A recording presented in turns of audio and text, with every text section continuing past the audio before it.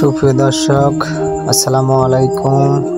প্রতিবারের মতো আজকে আসলাম ২ নং চানন্দী ইউনিয়ন নলেজচর আলামিন বাজারের পূর্ব পাশে যে মেঘনা নদীটি রয়েছে তার একেবারে তীরে দেখতে পাচ্ছেন যে মেঘনা নদীর ভাঙনের কারণে আলামিন বাজার বেসরকারি প্রাথমিক বিদ্যালয় এবং আশ্রয় কেন্দ্রটি ভেঙে পড়ছে। এই মেঘনা নদীর কবলে পড়ে মানুষ হারাচ্ছে তাদের নিজের ঘরবাড়ি এবং যে দেখতে পাচ্ছেন যে ব্যাগগুলা দেওয়া হয়েছে এই ব্যাগগুলাই কিন্তু নদীর কবলে চলে যাচ্ছে। আরও দেখতে পাচ্ছেন যে স্কুলটি ভেঙে পড়েছে তার কিছু চিত্র।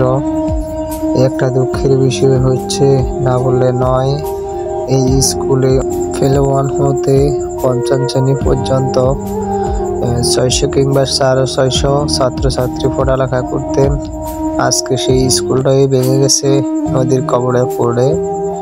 এই মেঘনা নদীর তীব্র ভাঙনের কারণে দেখতে পাচ্ছেন যে আল আমিন বাজার বহুমুখী আশ্রয় কেন্দ্র ও প্রাথমিক বিদ্যালয়টি কিছুদিন পরে আর থাকবে না, শুধু স্মৃতি হিসেবে রয়ে যাবে।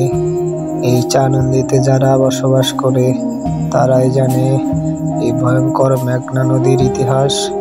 তাদের কাছ থেকেই আমরা ভবিষ্যতে জানতে পারবো। আজকে এই বলে বিদায় নিলাম। সবাই ভিডিওটি লাইক, কমেন্ট এবং শেয়ার করে দিবেন যেন আপনার আশেপাশের মানুষগুলা দেখতে পারে এই সেই মেঘনা নদীর ভাঙন।